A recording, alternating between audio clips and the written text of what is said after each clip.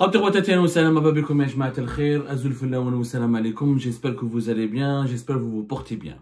Les événements s'accélèrent dans le dossier des influenceurs proches et travaillant ou proches ou activant pour le régime algérien sur le sol français. Une troisième arrestation a été annoncée par les autorités françaises, une arrestation qui vise un troisième influenceur qui glorifie le régime algérien dans ses vidéos et qui appelle malheureusement à commettre des violences, à des actes d'agression, à violer, à voler, à s'en prendre physiquement contre les opposants au régime algérien qui militent pour la démocratie, le changement démocratique et la fin de la corruption ou l'alternance au pouvoir en Algérie depuis le territoire français qui sont exilés ou établis en France. Ce troisième influenceur a été signalé par les autorités de la ville de Montpellier.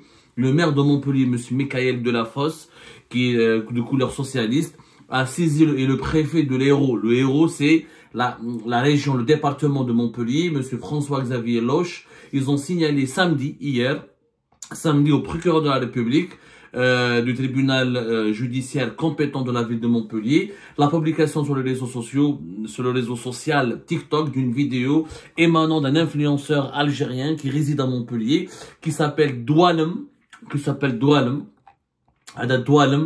C'est un autre malade mental qui a abusé des failles démocratiques du système français et qui pensait continuer à pouvoir agir en toute impunité, à menacer les opposants algériens, à les menacer, à les terrifier, etc. Son nom exact sur les réseaux sociaux, c'est Doualem. Doualem, c'est un monsieur d'un certain âge. Il a un compte sur TikTok de 138 000 personnes qui le suivent sur TikTok. Lui-même, c'est un ancien délinquant. Nous avons fait l'enquête de Doualem. Doualem, c'est un ancien délinquant. C'est un enfant de la Casbah. Ensuite, il a grandi essentiellement à Bécherrah. Il est connu en France pour avoir fait des actes de délinquance. Il aurait même fait l'objet d'une peine de prison ferme de 5 ans. Selon nos investigations, nous sommes en train de mener notre enquête pour vous amener toutes les informations sur cette personne. Monsieur Doualem, il a été pris en flagrant délit sur les réseaux sociaux en train de lancer des appels au meurtre, des propos antisémites et des propos qui sont qualifiés d'apologie de la torture. Il a demandé, sous son pseudonyme Doualem Nahada, il a demandé avec son compte TikTok, il a demandé à sa communauté de lancer des attaques contre des des activistes, des cyberactivistes algériens, des opposants algériens qui sont établis, qui vivent malheureusement en France. Je dis malheureusement parce que la majorité des militants pour la démocratie en Algérie, pour le changement démocratique, les militants anti-régime algérien, ils auraient aimé vivre en Algérie, se battre et militer depuis le territoire algérien en jouissant de leur liberté d'expression et de toutes les libertés publiques et individuelles. Ce n'est pas le cas malheureusement, donc nous sommes tous exilés ici en France. Non pas par choix, mais par contrainte. Je le dis, je le répète, moi personnellement, je suis sûr que la majorité de mes compatriotes, m'y compris malgré toutes nos divergences, malgré toutes les divisions qui peuvent nous miner, mais la majorité qui peuvent nous séparer, la majorité des activistes algériens, des cyberactivistes, des démocrates algériens qui luttent, ou même des non-démocrates qui sont issus de d'autres militants, de d'autres tendances, ils sont pas tous essentiellement des progressistes et démocrates, mais toutes les personnes qui militent, qui vivent en France, qui se sont établis en France pour continuer à se battre, à exprimer, à utiliser, ils ont choisi la France parce qu'il y a les droits de l'homme, parce qu'il y a la liberté d'expression, qu'on le veuille ou non, la France n'est pas parfaite. Elle n'est pas exemplaire dans tous les plans, sur tous les plans, dans tous les domaines. Elle est aussi critiquable, mais qu'on le veuille ou non, pour les Algériens qui sont établis en France, il y a une véritable liberté d'expression. Il y a il y a un climat favorable aux libertés publiques et individuelles. Il y a une protection juridique. Il y a le droit de s'exprimer librement, le droit de vivre librement, le droit de disposer de son corps et de son esprit et de se forger son opinion en toute liberté, le droit de militer et de se battre pour des causes politiques, idéologiques qui sont justes à condition de ne pas franchir certaines lignes rouges qui sont la radicalité, l'extrémisme, les agressions physiques, le meurtre, l'apologie du terrorisme, la haine de l'autre, les xénophobies, le racisme. Ça, c'est pas des opinions, ce sont des délits. Ils sont punis en France, contrairement en Algérie, où la justice algérienne, malheureusement, protège les partisans du régime algérien qui appellent à la violence, qui appellent à la torture.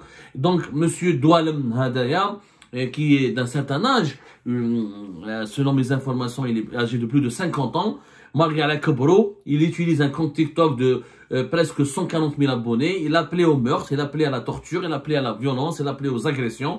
Il a été rapidement signalé aux autorités du ministère de l'Intérieur. Monsieur Bruno Retailleau, comme pour le cas de Zazo Youssef et de Ahmed Tintin Blédard de Luxe, qui sont les deux précédents influenceurs proches du régime algérien qui ont été arrêtés et placés en garde à vue. Le premier, Zazo Youssef, il a été placé en détention provisoire. Le deuxième, Ahmed Tintin, sa garde à vue s'est terminée. Il a été placé sous contrôle judiciaire, mais sera jugé demain. Demain, lundi, le 6 janvier 2025. On reviendra sur l'affaire Ahmed Tintin demain. Donc, Boualem, il a été annoncé son arrestation. Boualem, il a été le troisième influenceur basé à Montpellier, alors que les deux premiers, le premier était basé à Brest, le deuxième il vivait dans une petite ville à côté de Grenoble. Lui, il a été arrêté aujourd'hui. Bruno Retailleau, le ministre de l'Intérieur, il a annoncé sur Twitter: merci aux services de l'État, merci aux magistrats et aux forces de l'ordre qui ont permis la localisation et l'arrestation ce soir de cet individu. Donc l'arrestation elle a eu lieu en début de soirée de ce 5 janvier 2025. Je salue l'action efficace de nos forces de l'ordre, de la police judiciaire et de la BAC, la brigade anticriminalité de la police nationale, qui ont, sous l'autorité du procureur de la République de Montpellier, permis l'arrestation ce soir de l'influenceur algérien domicilié à Montpellier.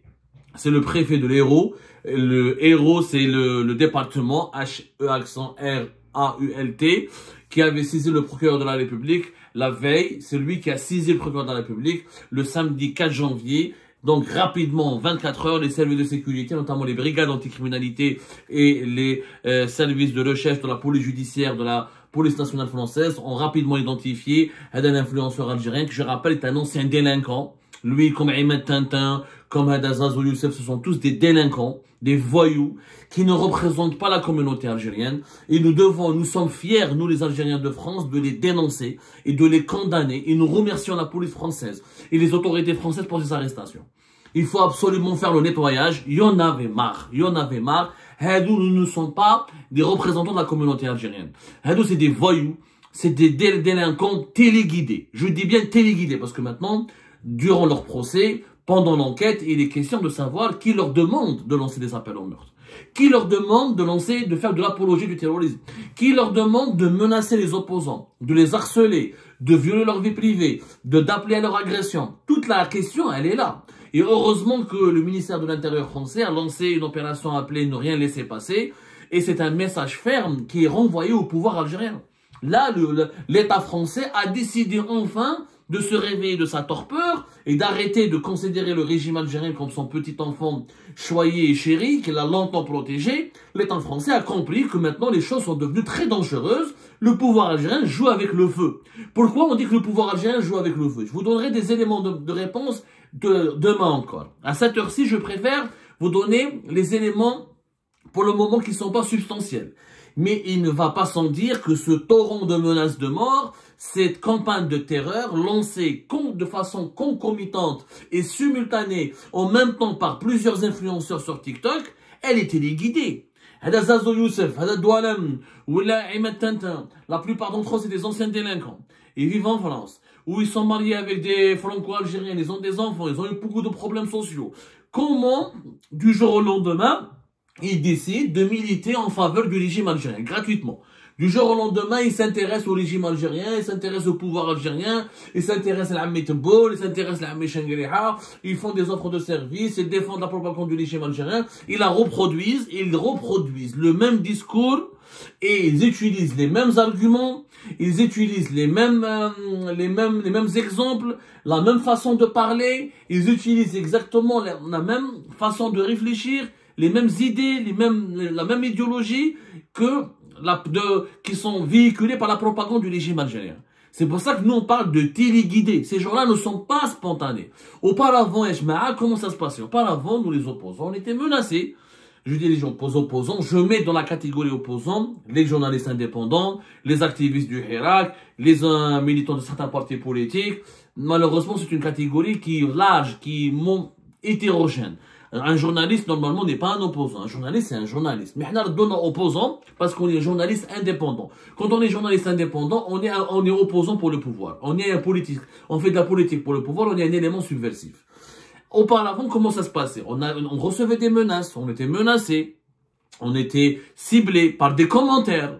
Auparavant, il y avait des profils sur Facebook, sur des commentaires sur YouTube, notamment sur Facebook. Avant même qu'il y ait TikTok ou Snapchat, c'était essentiellement Facebook. C'est des profils anonymes. Ils venaient nous menacer. Ils nous envoyaient des messages en privé. Ou là, ils entraient sur nos pages Facebook pour nous signaler, ou là pour nous harceler, ou là pour nous menacer, pour couper nos lives. Ils rentraient ils pénétraient nos lives. Ils s'introduisaient dans nos lives vidéo pour poster des menaces et pour des insultes et de la diffamation. Et même des menaces d'agression. C'était des profils. La stratégie a changé. Ce ne sont pas des... Avant, on les appelait des mouches électroniques.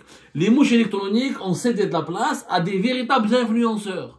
C'est-à-dire, ce sont des personnes, notamment sur TikTok. TikTok, il est devenu plus noyauté, et inondé par la propagande des régimes autoritaires comme le régime algérien, en n'utilisant pas des simples profils comme c'était le cas sur Facebook, mais de véritables influenceurs. Parce qu'avec TikTok, le mode de diffusion des contenus de TikTok, le fonctionnement de TikTok permet une communication plus individualisée, permet une interactivité plus personnalisée, c'est-à-dire qu'on s'identifie aux personnes et aux comptes qui diffusent des contenus et on devient plus rapidement une star sur TikTok que sur Facebook. Facebook, c'est un réseau social qui est basé d'abord sur l'échange sur tous les sujets, pas uniquement sur l'intimité, la vidéo et la diffusion de vidéos. Le concept de TikTok permet de créer rapidement des influenceurs. Et comme par hasard, tous les influenceurs qui ont des communautés importantes et qui ont émergé ces 2 dernières années, ont été tous récupérés par la propagande du régime algérien, où là ils répètent le même discours, ils utilisent les mêmes arguments, et ils jurent fidélité, ils prêtent allégeance au régime algérien. C'est une opération de recrutement. Une simple enquête. Moi j'espère, et j'appelle les juges et les magistrats français, et les juges d'instruction en charge des affaires de ces influenceurs, d'approfondir leur enquête, de les auditionner. Ils sont certainement mal élevés, maladroits, même malades mentaux, mais ils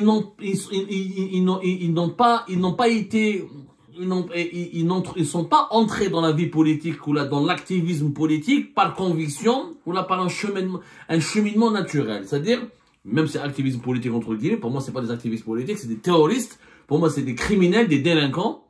Mais bon, ils sont pas venus à la politique comme ça par hasard. Non, pour faire des clics, ou là pour faire de l'audience. En général, les gens ont fait de l'audience avec d'autres contenus qui étaient non politiques. Une fois qu'ils avaient leur audience, c'est-à-dire surtout des Algériens d'étrangers qui racontaient leur vie privée, ils parlaient des sujets sociaux, notamment des sujets de sexualité, de femmes, de voisinage, d'héritage, de relations conjugales. Ensuite, une fois qu'ils ont accumulé une audience importante, qui se sont constitués des communautés importantes, ils sont devenus rapidement et de façon très déconcertante des TikTokers, des influenceurs politisés. Leur politisation intervient au moment où le régime algérien a accentué ses opérations de propagande contre les autorités françaises et contre les opposants algériens qui vivent en France et qui sont accusés à tort, je dis bien par le régime algérien, de servir les intérêts de la France. Depuis 3 ans, parce que je vis en France, parce qu'on vit en France, on nous accuse d'être proche de la DGSE, de Driancourt, du Quai d'Orsay, de l'Élysée. Les opposants, on est des paumés, on vit très difficilement en France, on vit misérablement pour la plupart, on est extrêmement triste, on est extrêmement malheureux. Mais bon, on nous présente comme des agents de puissance étrangère, alors que les véritables agents de puissance étrangère, ce sont ces influenceurs, les Azou Youssef, les Ahmed Tintin, les Doualem et d'autres encore. Et d'autres, ils sont très nombreux. Et retour comme qu'est-ce que je vous ai dit la veille, hier, le 4 janvier, je vous ai dit que les autorités françaises ont lancé une vaste enquête sur les réseaux de la propagande du régime algérien. Ne rien laisser passer, c'est un message qui est dressé par Bruno Retailleau aux autorités algériennes, au pouvoir algérien.